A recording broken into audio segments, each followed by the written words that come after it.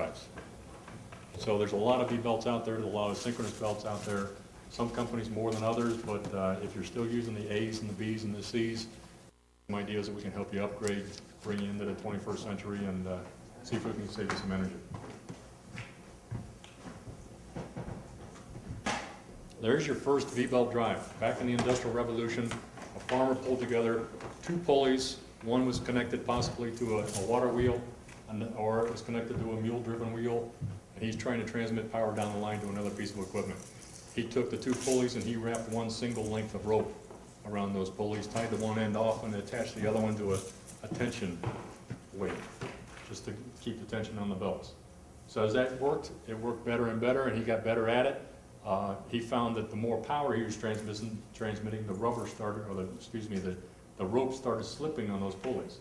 So he would then take some kind of friction material like burlap or something else and adhere it to the pulleys to give them some friction so it could drive more power. Eventually it got to the point where they started cutting grooves in the pulleys, and that's where the name shiv came from. So a shiv is nothing more than a pulley with grooves cut into it to match the belt drive. We've taken that same concept and enhanced it. There is your one continuous length of rope. Our belts are made, mandrels 48 inches wide. It's one continuous length of cord all the way across that mandrel. We then take it, we cure it, we cut it to the right width, we cut it to the right angle, and we either mold in or cut in the cogs if that's what you're looking for. The process works the same way. The rope is what's carrying the tension. So we apply 100 pounds of force on those cords. And through the tension end of it and the wedging action, as the side walls of the belt wedge against the side walls of the shivs, you take that 100 pounds of force and drop it down to 150 pounds of resultant force. So you're multiplying by another 50%. So the wedging action is important and the cord line is important. If we forget those two things, you're going to have problems down the road with your belt drive. That's a quick reminder to me to talk about my magic rubber balls. These are just representative samples of two rubber compounds. They look the same, they feel the same, but they do not act the same. One of them is designed to bounce, and the other one is designed to be dead. And you would think that you would feel a difference, but you really can't. The point of that is that we have a lot of involvement, and I flashed the NASCAR logo up there. We do a lot, especially as far as Goodyear Tire Rope Company, we did a lot of work with the race teams. So Lowe's Motor Speedway in Charlotte is a different track than Darlington, which is a different track than Martinsville. They all run different, they run different tires. You'll see the pit crews come in with 20, 25 sets of tires for each car for that track. But those tires are designed for that track. They can't take the tires they run on Charlotte and move them to Martinsville and get the same life out of the tires. Because if you get longer life, obviously that means your driver doesn't need as many pit stops. He's got a better chance of running without a stop. He gets a better chance of winning the race. So we've learned a lot. We use NASCAR and Indy racing not only for the advertising end of it, promotion end of it, but we do a lot with R&D. We do a lot of our research and development through the tracks and through the knowledge. Some tracks have oil surfaces on them. We want oil-resistant tires so they don't get too gummy. You've got an abrasion track that's heavy in the pits and gouges on the track. You want an abrasion-resistant tire that'll last longer. We take that technology and we put it in our V-belts, our industrial hose, our conveyor belt. So it's the same kind of compounding that you can take for those two rubber balls, and you make them do whatever you want it to do. The V-belt construction is basically, again, that's the meat of the belt, the cord line. So it's, again, one continuous length of cord. We want to keep that intact as much as we can. Around the cords, we have an insulation gum of rubber that is there basically for adhesion. It adheres, it's impregnated into the cord line, and then it helps adhere with the rest of the belt. And below that, the meat, the fat of the belt down here is what we call a cushion stock. And the cushion stock is designed, it sits underneath the cord line, so if my fingers are the cords, you want the cords lying in a similar plane. You want them all in the same direction, all laying flat against each other. You want it to flex around the shivs as it's going this way. But if the cord lines were like this and the cushion stock gave as you're wedging into that shiv, if they start giving, then the cords on the outside are traveling further, they're under higher tension. And the ones in the middle are just kind of going along for the ride. They're not doing anything, they're not pulling their load. If you take a look at our cross sections of belts,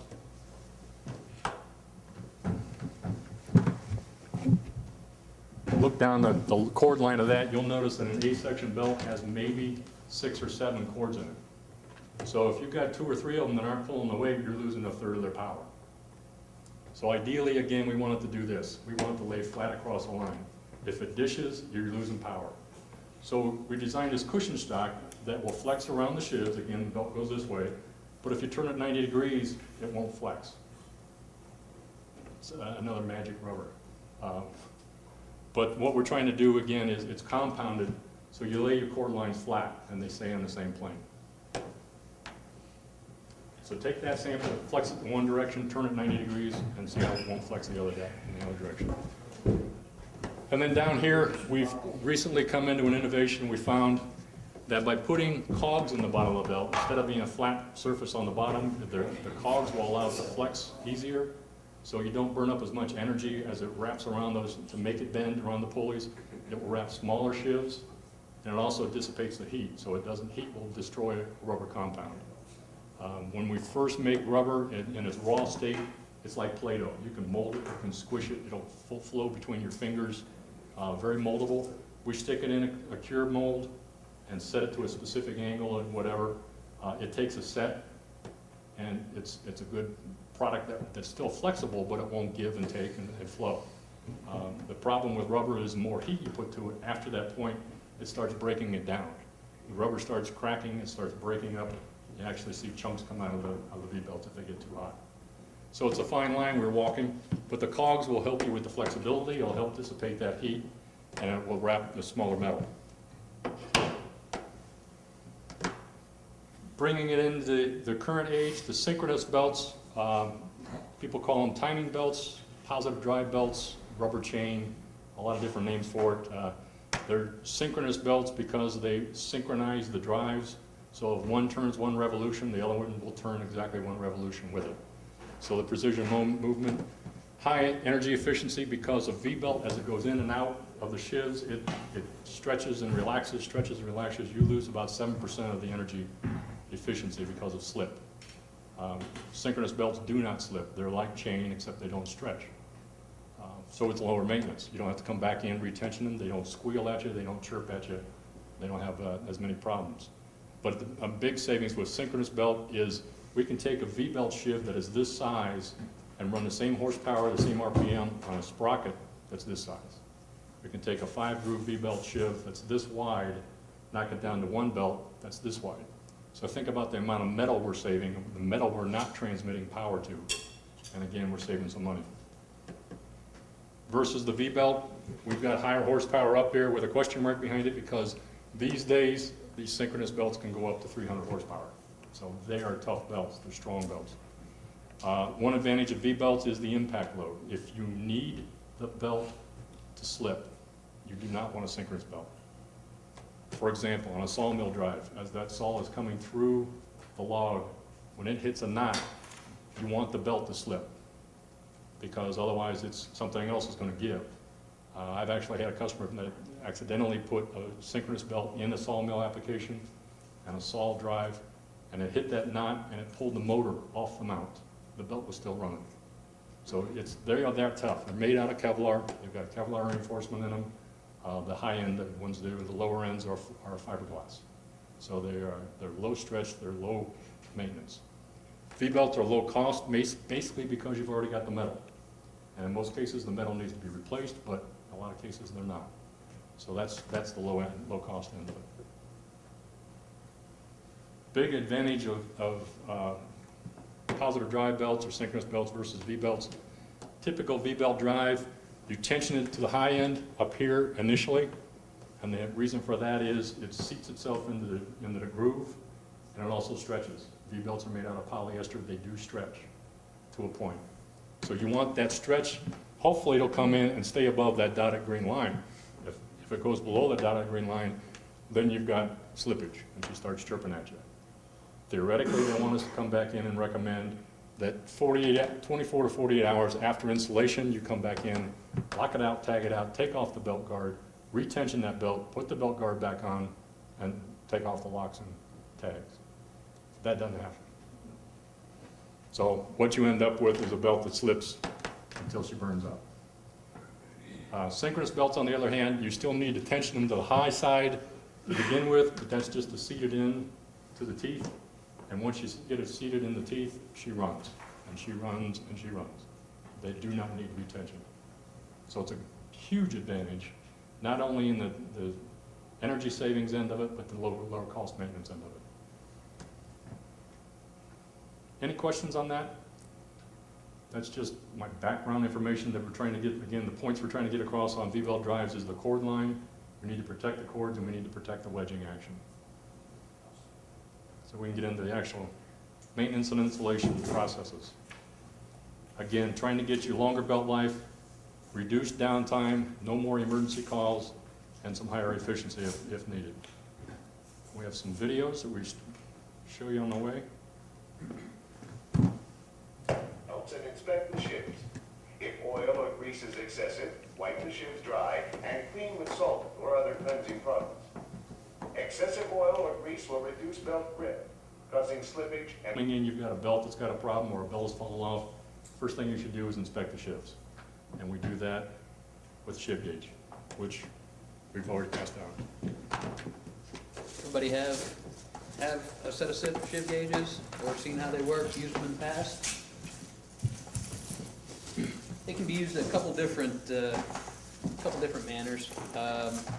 As identified here, we can help to identify worn shivs. Typically, one of the first identifying marks of a worn shiv, if you look inside the grooves, the edges will be shiny. That's not how they come from the factory. They actually come with a little, they call it a black oxide finish. And I apologize. We don't do anything special with our material. We cast and we forge and then we machine steel. So we can't do all the fun stuff with rubber that these guys do. I'm going to keep it kind of basic, but I'm sure with all the tenure in here that you guys could probably teach me a thing or three. But I'll at least tell you what I know and kind of have you guys help me out as well. So again, the shiv gauges can be used a couple different ways. First way is to identify worn shivs. As I said, look in the grooves. A mirror finish is a good sign of a worn shiv. From there, pull out the gauges, and there's a couple things you have to know. One is the outside diameter of the shiv. So we stamp on ours a part numbering system, which if you're interested in it, we have a nomenclature sheet that'll help you identify what our product is. So this one is marked 3/3V690. What that means is 3 grooves, 3V is the belt that runs in it, and 690 represents the outside diameter, which is 6.9 inch. So knowing the outside diameter of this, if I didn't know it was a 3V, I'd take out the shiv gauge and kind of look. If you look on each of the different keys, there's a marking for a belt size, and then there's also 3 or 4 different diameters. So knowing this is 6.5 or 6.9 inch, I'd look at the 3V, and then I'd go with the 5 inch to 12 inch OD, and just simply put the gauge in the groove, and as I said on the video, it'll bottom out and kind of touch both sides of the groove. That's how you know it's a good shiv. It's brand new, so it should have no wear, no light coming between. You guys can kind of send that one around too. You guys can kind of look at that. One of the other tools on the gauge is a belt identification tool. The way ours is set up is you take the belt, you don't know what it is because it's been in service, all worn away, no markings on it. You take and you drop it in. It's that simple. And what you do is you measure it based on where it falls on the Goodyear belts with our shiv gauges, the mark. So I'll send the belt around so you can kind of see for yourself. But the, where it falls on the gauge, where the cord line is, will actually indicate what size belt this is.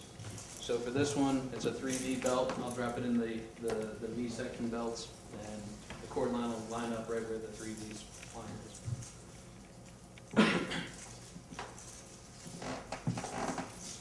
So that's pretty much, I guess, has everybody used these gauges before, or do they just kind of end up in your toolbox or whatever and never used probably? But they can be a good tool to both identify as well as troubleshoot worn shifts. One thing, the V-Guide helps you, for example, as you're looking at the belt, you get a belt in the field that is broken, it's coming off. A lot of times they've snapped in half, but most of the time they do not have a brand on the back of it. So you can't tell by looking at it that it's a 3V section or the length of it, everything. So what you do with these is you can drop this in, determine through here that it's a 3V. If it has a cog in the bottom of it, a notches like this, it's not a smooth bottom. These are called cog belts. That makes it a 3VX, so we put an X in the part number.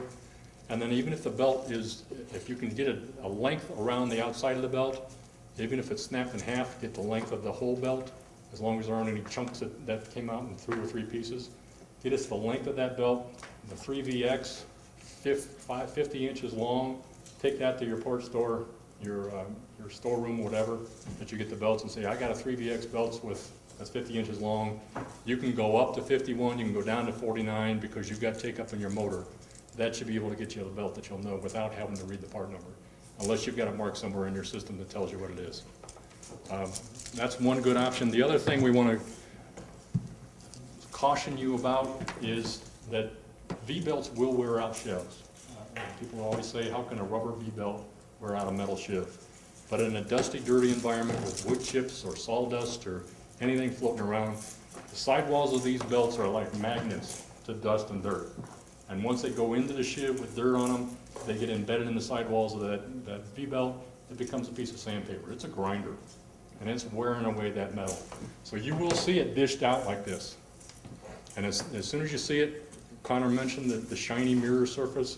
That's a perfect sign that you got a worn shiv. Typically, we like to say every 5 to 10 times that you change the belt, you should probably look at the shivs because they're worn out as well. And I know that never happens. I've talked to guys who've painted their drives every 5 years and they've got 5 coats of paint on them and they've never changed the metal. But they can't figure out why their belts aren't wearing as long as they used to.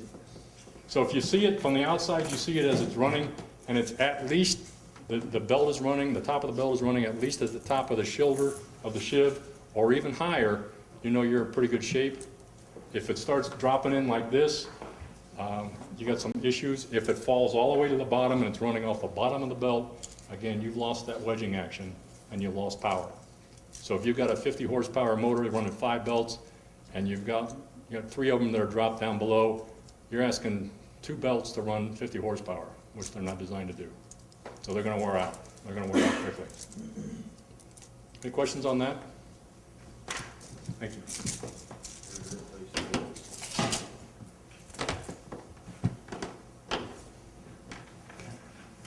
So the next thing you do, you find out that you have worn shivs, you need to remove and install new ones. So with that, we have shivs and we have bushings to talk about. Once again, keeping it basic, you guys have I guess a preference on bushing style here in the plant, or is it pretty much what comes off goes back on? Well, they actually do have a couple different styles of, I guess, ways of connecting shivs to the shaft. On the fractional horsepower, the 4L, 5L, A, B size belts, you can get board to size, but other than that, you have to go with the bush style. They don't really make board to size on a standard basis. So there's 3 basic bushing styles. 2 are more common than the third. Most common, based on previous sessions, most common in the plant is going to be a QD style. It's got a barrel flange, tapered outside, but it's in the flange. It's got mounting surfaces for hardware. There's also a taper lock style, which is all it is a tapered barrel that, as it gets pulled up into the shiv, will actually, all of the bushings act the same. They're tapered, so as they get pulled up on the shaft, they kind of compress on the outside, also compresses on the shaft as well, so it gives you a nice tight fit. With the taper lock, that's how it gets secured to the shaft. With the QD, they actually use the hardware to mount it. Similar to the QD, there's called a split taper. Looking at it quickly, it looks the same, also tapered on the outside, has a flange. Where it differs is it's got splits on both sides, through split on the barrel, and it also has an internal key on the shaft side, but an external key on the barrel, outside of the barrel. These will not fit a QD, obviously, and vice versa. So you have to get a sheave that's specifically designed for the bushing that you're using. When you receive the bushings, inside is probably the most important piece of paper is the instructions. If you guys are like me, I just kind of throw them out and kind of go with what I know, which is not much. But I recommend taking a look at the instructions. They actually have torque specs on them. So when you receive it, open it up, and on this size taper lock, this is a 2517, sorry. Go onto the sheet. 2517 actually has a torque spec of 430 inch-pounds. So what that means is you torque down the hardware until you hit that 430 inch-pounds, and then theoretically you could remove the hardware and run with just the taper engaged on the sheave. You don't want to do that. I mean, you can, but you really don't want to leave the hardware in just for kind of safekeeping. Also helps you to keep the hardware, so when you want to remove it, you can use it on the removal side, removal tool as well. What you don't want to do is you do not want to use anti-seize on the tapered surface or on the the mounting hardware surfaces. That'll throw off the torque specs, and what'll happen is you'll end up over torquing and possibly cracking the sheave and bushing and or hardware.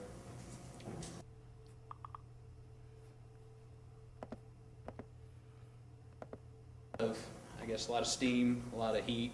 You guys probably can remove the bushings off the shaft pretty easily, I'm assuming, right? No.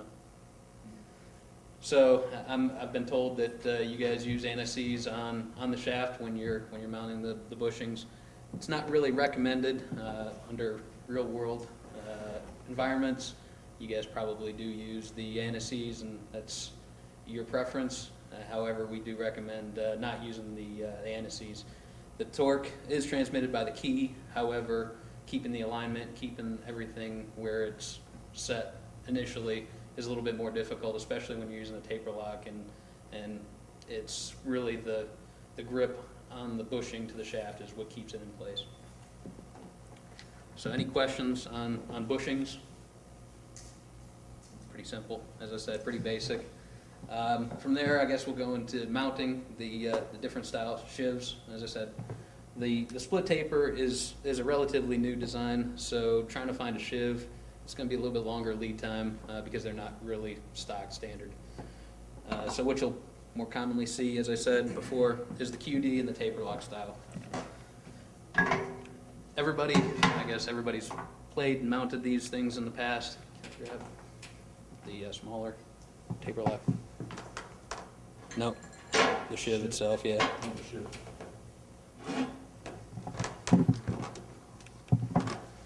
So proper way to mount is you line up the unthreaded holes on the bushing with the threaded holes on the sheave.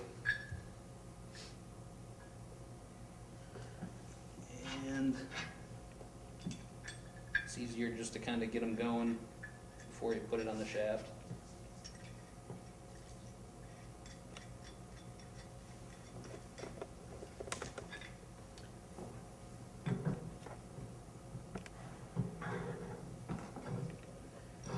When you're mounting the sheaves on the shaft, you want to mount them as close to the bearing as you can to kind of minimize the overhung load.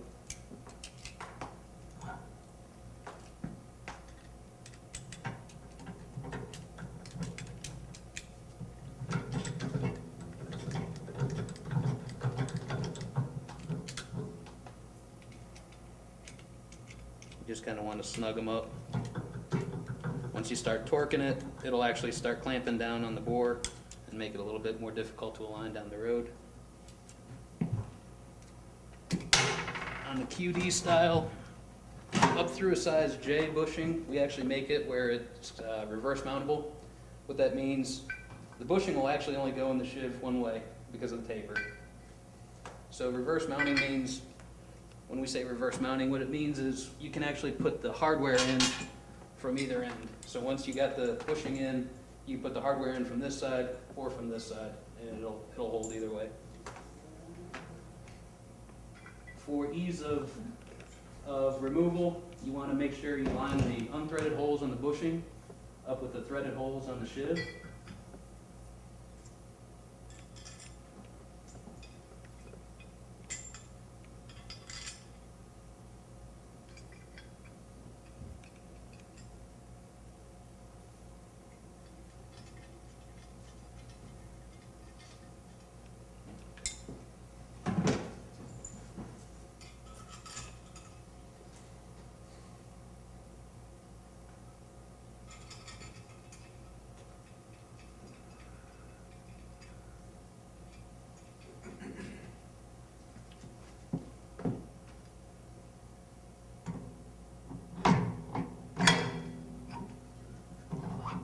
And then once again, kind of eyeball it.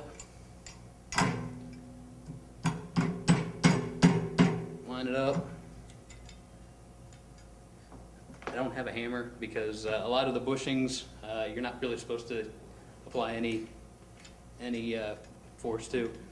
So using impact wrenches or hammers, you run the risk of cracking, breaking, damaging the shiv or the bushing.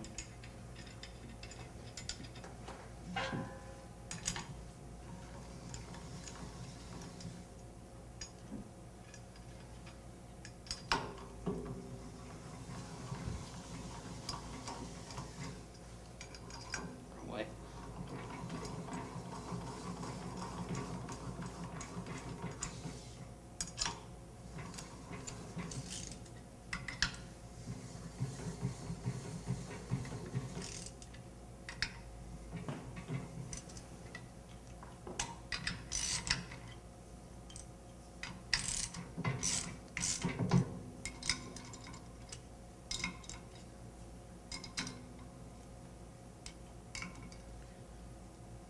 Tighten in a same type of pattern like you'd do a tire, just to kind of draw it up on the taper evenly. That will assist with alignment.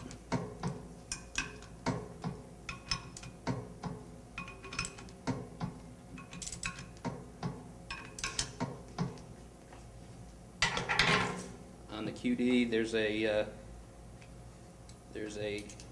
set screw on the flange. Just kind of tighten it. Now, before you go any further, we'll kind of stop here. We'll just do a quick alignment, which we'll talk about here shortly. Yeah, it's off by a little bit, but we'll talk about how we adjust here shortly.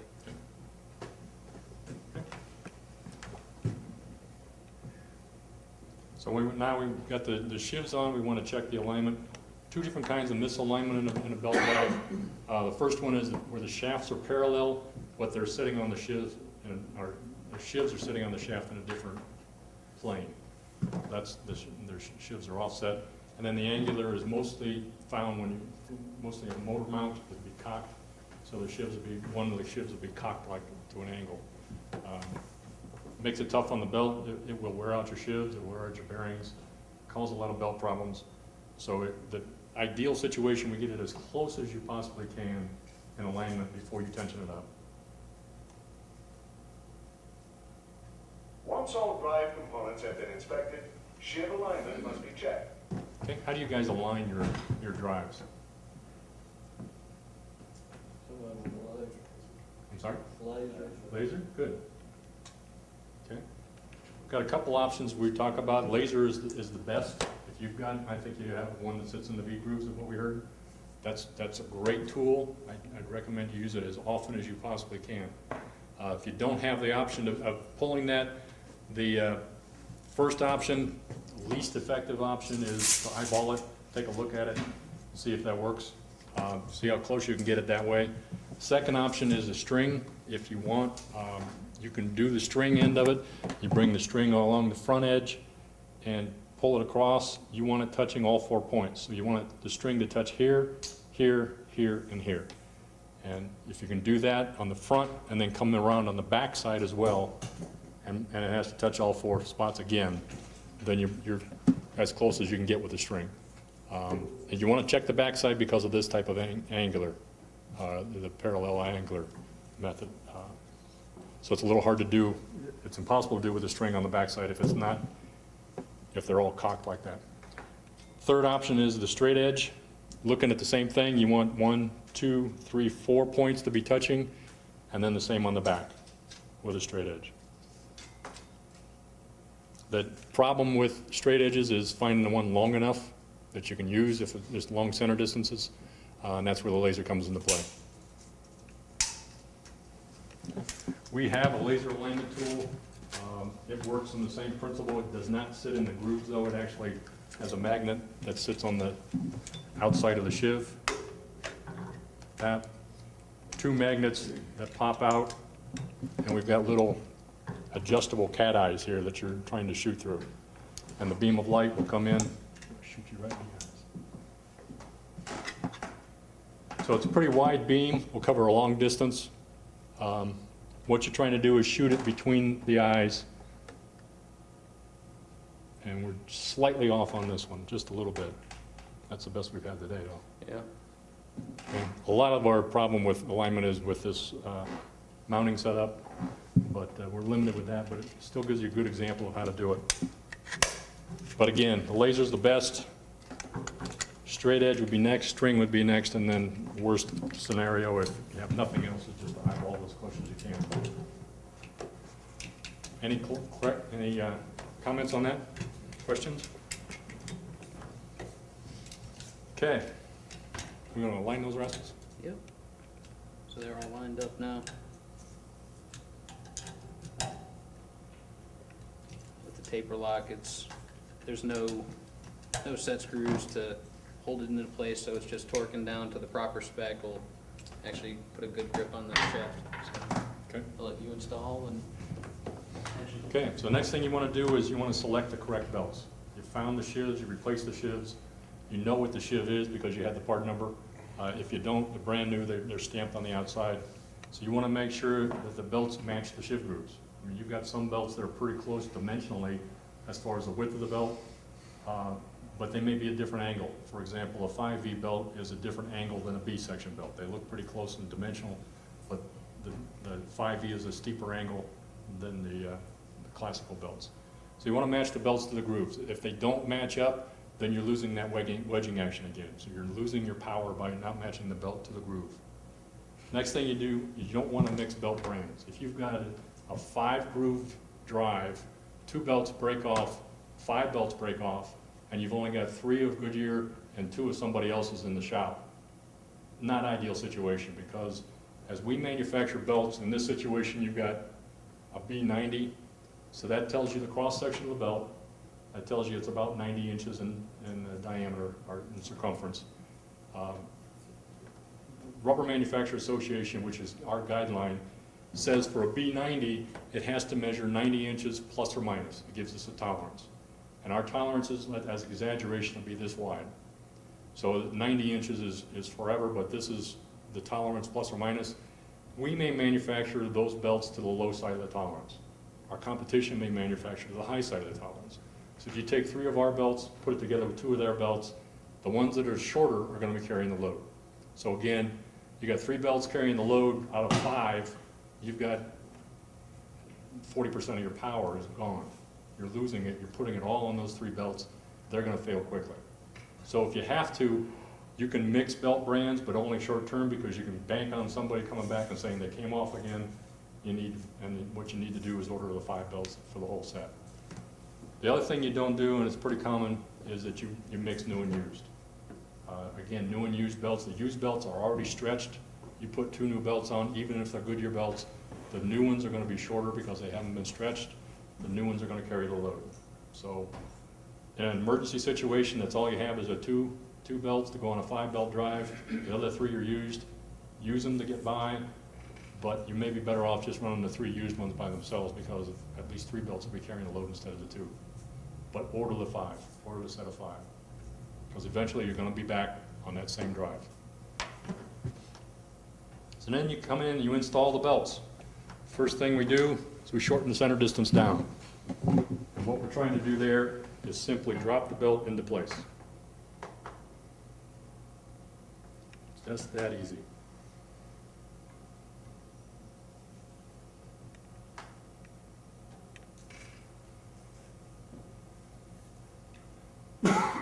Okay. So the worst case scenario is you don't shorten the center distance up enough, or the drive won't allow you to shorten the center distance enough, and you got it close, so you use a crowbar, screwdriver, and pry those rascals on about right here. And if you listen closely as you're doing it, you can hear snap, snap, snap. Cord lines are breaking inside there. And again, you got six cords in an A-section belt. You lose 3 of them, half your power for that belt is gone. So ideally, you want to shorten the center distance. Just drop the belt into place.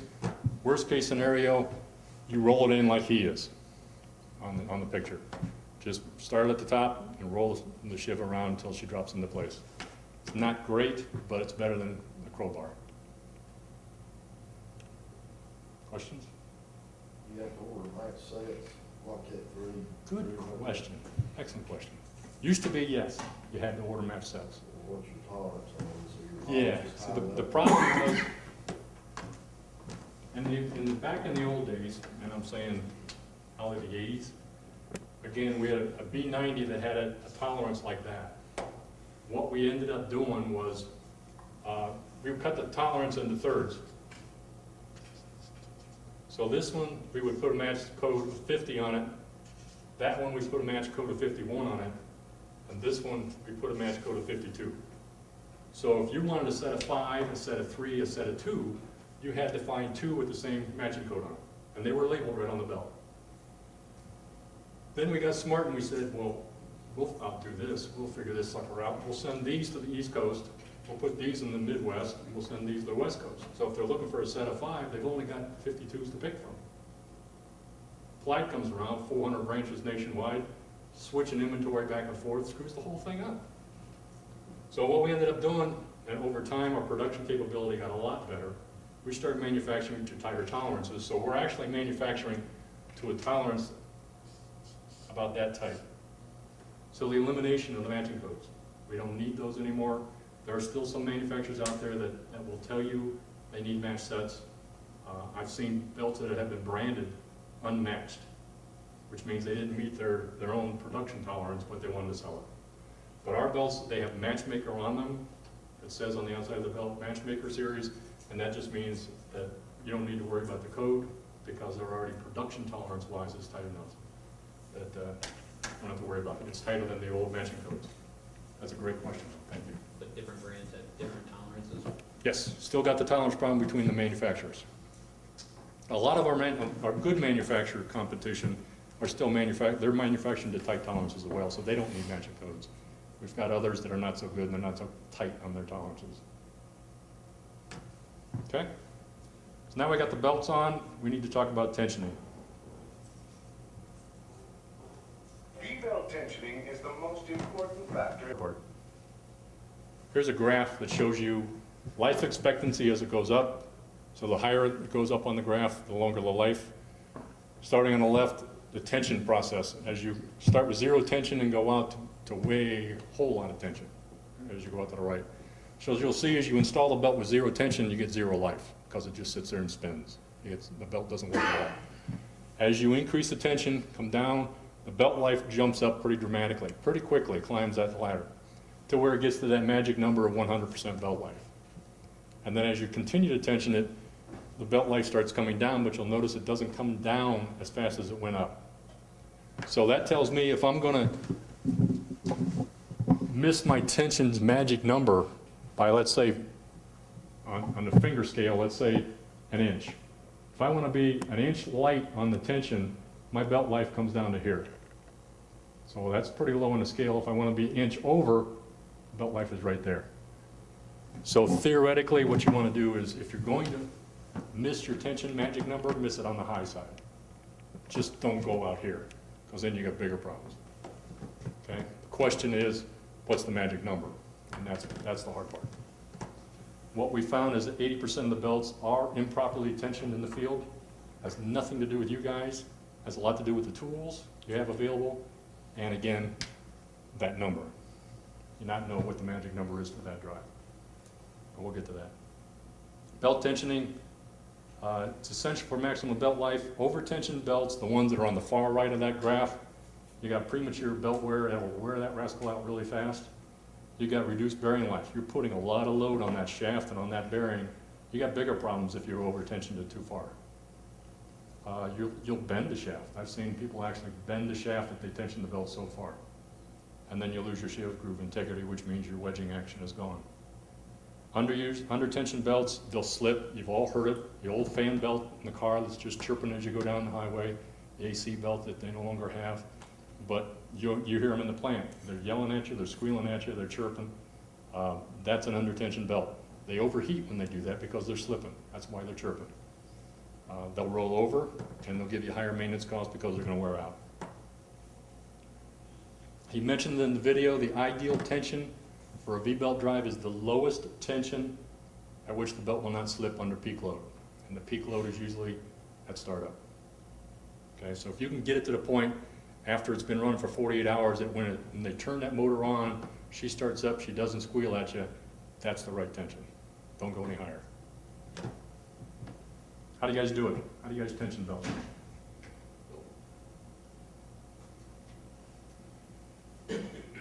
Somebody's got an answer. Always look by about a half-inch. Half-inch of deflection. Yeah. Okay. Anything else? Anybody has a different way? How do you measure the half-inch deflection? Just gotta look at it and guess, up and down. How do you know how hard to push? That you don't know. Okay. I call that calibrated foam. A lot of guys do this. Yeah, that's about right. They've been doing it for 25 years, and yeah, that's it. You got it. Don't know how long they stayed up the night before, how many beers they had the night before, and it affects the calibrated foam. But the other problem, come in, you see it's 64% accurate. It's not a bad deal. And it's pretty cheap. Most of us have two of them. So you can figure that out, and you get a feel for it over time. 64% accuracy is pretty good. Problem comes in, shown here. When I was a young man, I would hit that ball straight over the tree and onto the green. Does the compounding in the V-belts, the cords, we now make V-belts with Kevlar. We make V-belts with flex or polyester. We make V-belts with fiberglass cord. Those all feel different. The compounding, the fiber-loaded stock feels different than a V-belt that doesn't have it. So it's a calibration thing, but it's not as easy as it feels. It may feel the same, but it may be light. So we've offered tools. You've got the plungers. That is, some people say it's complicated to use. I think the problem with it is you have to have the chart. You have to have the table that knows what your target is. It is accurate. It's about 90% accurate if you do it right and if you've got the right system structure. A little on the expensive side, but your company sprung that you have each guy that comes through this training to have one of those. The key is you need the tables. So what you do is you measure the belt.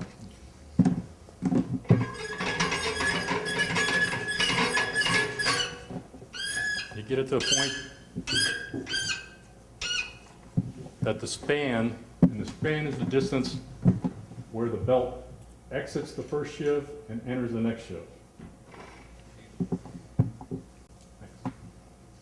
So as we measure from the exit point to the entry point, it's about 11 inches. Okay? You're not measuring the center distance because you're not flexing the belt over here. So if you're above the metal, the belt isn't flexing, it's not going to give you a span. It's not going to give you any tension. So you measure that distance, you've got the plunger.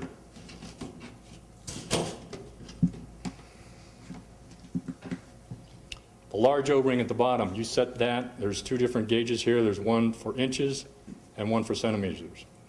Each notch is about 10 inches. So you set that O-ring to the 10-inch mark, which is the first notch on this one, which makes it tough. Push the little O-ring down to 0. Okay? Now with a multiple belts like this, it's relatively easy because you use the other belt as your guide. So as you're deflecting that first belt, you want to go in the center of the span, this way down, and you press down until that O-ring lines up with your baseline, your guide. If you have a single belt, then we take the straight edge, lay it across the single belt, and do the same thing. So if we do this first belt, my guide is now the bottom of the straight edge. If you don't have a straight edge, piece of string with weights on it, just lay it over top, not a problem.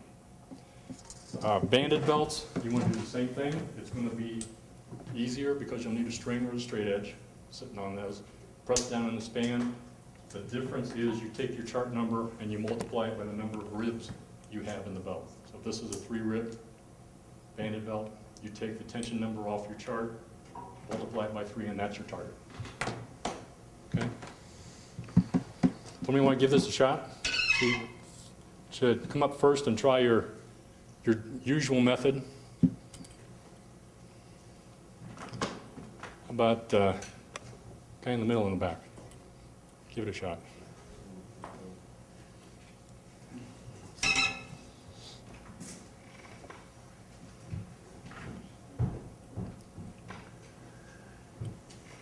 Oh, didn't tell you where to find the target, did I? So what you do is you come in, you've got a chart that in the handout, there's also one in the tube. This is the one that's in the tube, basically. You come in and you say, okay, my belt type, first column over here is a cross-section of belt. We've got a 3V belt, we've already determined that. So now I'm limiting myself to this band right here. Then you come in and you say, okay, I want to know the sheave diameter, the smallest sheave diameter. So that would be this one. 6.9. So that puts you down here at the bottom. Then you want the RPM, let's say it's 1750. So now you're the top of that line. Now the question is it cogged or non-cogged belt? They are cogged, okay? So we're in the outside 2 columns. Is it new or used? New belt. So now we're coming in and you got it determined. Our target is 7.9, no, it's actually 7.3 down here. No, 7.9. 7.9 is our target. But you leave this the same, You set that to the span length, which we said was 10. and that goes to that first launcher? Yep, you can, typically what I like to do is put the bottom of the O-ring on that first, so that the notch is showing. I mean, you got 2 different ones, you got centimeters and you got inches, so make sure you're on the right one. That one's a centimeter. Okay. Put the the little O-ring down to 0.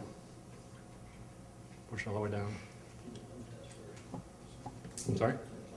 Oh yeah, tell me when you think you've got it. When I think I've got it, Yeah, that is you would normally do it.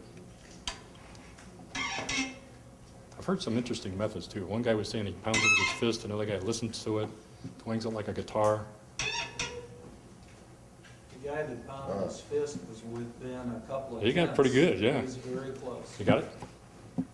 Okay. Do you need a guide? Do you want to use the other belt? I just use the other belt. Okay. You want it till the rubber, this O-ring is even with that. Yes. Okay. Did it move? Yep, got 2 fans, So we need a 7. and these are be a lot tighter than Yeah. that. It's gonna be tough to tension. Actually, by now, we should maybe be using the used belt. Yeah.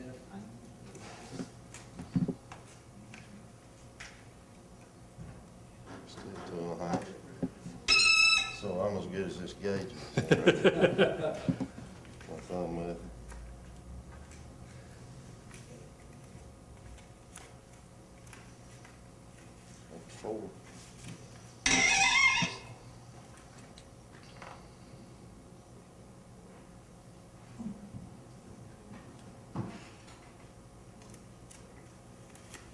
This is basically your deflection method. It's worked off the same principle, how far you deflect it. But it all depends, I mean, I can deflect one 1/2 an inch using light tension if it's not that tight. Or I can deflect it using a lot of tension to get the same 1/2 inch. So that's always the question.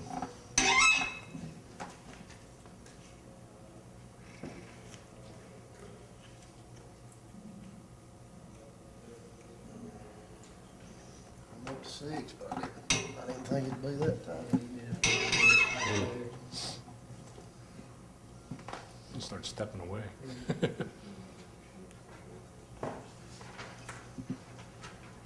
6.5. Okay, that's close enough. No, it ain't. No, you want to go farther? Go farther. Well, I mean, you said it wasn't. Our tolerance now, we gotta get in our tolerance. It's Kevlar, ain't it? No, no, no, these are polyester. There we are, 7.47. That close enough for you? Yeah. There you go. Thank you very much. Okay, so that's it. That's the gauge. Again, this shorter center distance is a little hard because as you would see, the longer center distance, you can deflect it farther because you're looking at getting up to this line. But, I mean, you guys can come up and feel this thing and you can, that's maybe it's tight. But for a new belt, again, remember, it's gonna come down as it stretches over use. It's gonna come down and seat itself and settle in and it'll run tight, but it won't be too tight. Okay? Going high tech on you, we've got another frequency meter, we call it. Real nice tool that instantly will tell you what the measurement is. All you have to do, we started out, when I first introduced this thing, it was an audible frequency meter. It listened to the belt. So it's like listening to a guitar string. It would hear the frequency that it was vibrating at. Problem we had in plants like yours, you go out there and you got something running over here, you got a chucker running over here, you got a pump running over there. It doesn't know what it's listening to. And I've seen this gauge just jump all over the place because it listened to that, then it listened to that, then it listened to that. It's not listening to this. So we came out with one that's got a beam of light. All you need to do, shine the beam of light on the belt. You can shine it on the top of the belt, side of the belt, or the bottom of the belt. Again, you need to know your target. So once you have the target number, come in the middle of the span, and there's your number. That quick. 13.2. That's hertz, sorry. 8.6. This is lying? The other problem we found, 8.5, gotten better. So, I mean, it's a great tool because even if you've got a guard on, if you lock out the machine or it's locked out for whatever reason, you can pop the gate, if you got a gate on it, you can stick your hand in there. If you can get this beam of light in there and make this, even if you reach around the other side and smack it with a wrench so that it vibrates, you can get a reading that quick. Again, the problem with it is the target. What's the target number? So you've got to have that in there. But it's a great tool. That chart you had up there, when I was down there, it's in here, right? Yes, that one's in there. It's also in the handout that Mark put together. Okay? If you lose them, they're in the handout here. Pages 11, 18, and 24, depending on the type of belt you're looking at. Same charts. And a force above the target value means the belt's over tensioned. A force below the target value means it's under tensioned. And again, we recommend you check tension frequently during the first 24 to 48 hours. Comment on idlers. I don't know if you guys have any idler drives that have a backside, inside idler on your processes. If you do, a recommendation just for, again, longer belt life. If it's an inside idler like this, we want it to be a shiv, so it sits in the groove. If it's a backside coming down or coming up, we'd like it to be flat. So it runs on the flat side of the belt. We would like that idler to be at least the same size as the smallest on the drive. So if this one's 6.9, that one should be at least 6.9. If you make them smaller, then you got a pinch point, and she's like taking a piece of metal and flexing back and forth, you're gonna break the cord line. What would you set your finest to on that, your shortest length or your longest? depends on where the drive is. You want to come off of the, if it's driven here, well, that's the driven here. The driver is here, so you want the span right there. Yeah. If this was the driver coming this way, you'd measure down there. Good question. Pages 37 and 38 of that same manual shows you pictures of belts that have failed and gives you possible causes and corrective actions on how to find out what's going on with those. If you got a belt that looks like a couple of those, what in the world calls that? Well, they got pictures in there and they can help you figure that out. In the similar area, right behind that, you've got two tables, one for V-belts, one for synchronous belts. You come down the left side and there's a problem, like a broken belt, belt's rolling over. You find out there's a belt's turning over, you come over to the first blackened area, and there's a possible cause right there. Continue on over to the corrective side and it tells you how to fix it. So it's just something to help you troubleshoot some drives. If you have a tough drive that, and usually most plants, you bring up a drive and the guy goes, oh, that's a nightmare. I'm always replacing belts on that drive.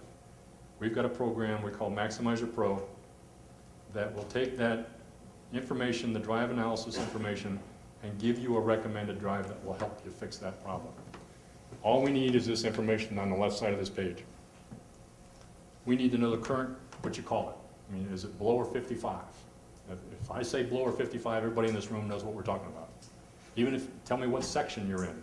So everybody knows where that drive is. Put that on the sheet. You tell me what your current drive components are. Your driver shivs, 6.9, 10.6 driven. Center distance is down here. You take the nameplate motor horsepower right off the motor nameplate. You take the RPM off the motor nameplate. If you can tack the driven RPM, that's great. If not, we can calculate it based on your components. So if you say you got a 5 driver and a 10 driven, then we know it's a slow down drive at 40%. We can calculate the driven RPM. Then you come down further, we need the center distance. We don't want the span, we want the distance between the two shafts. Plus, how much can you take it out? How much can you bring it in to tension it? And then install it. That allows us to plug in this data into our computer program. It will tell us every combination of belt drives, classical belts, wedge belts, synchronous belts, and every combination of sprockets and pulleys sizes, shift sizes, to give you this output RPM that you're looking for. If you give us this detail out here, for the driver and the driven, max OD, how big can you let this thing go without getting interfering with your belt guard? We don't want to make a new belt guard because we're upgrading. Same thing this way. How wide can you go before you're hitting the belt guard?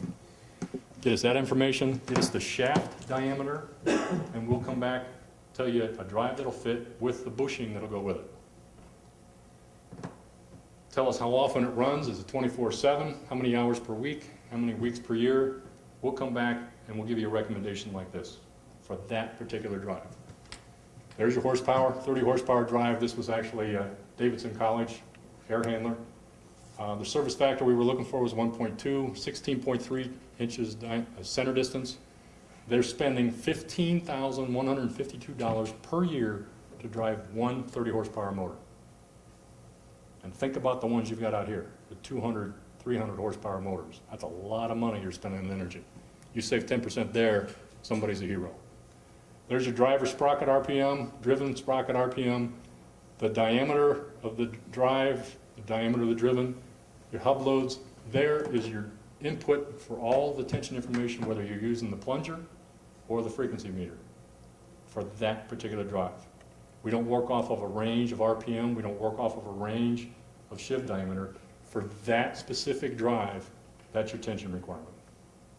So now we're not ballparking, we know the magic number. In this case, for a new belt, deflection, 0.25, the force is 13.8 for that particular belt.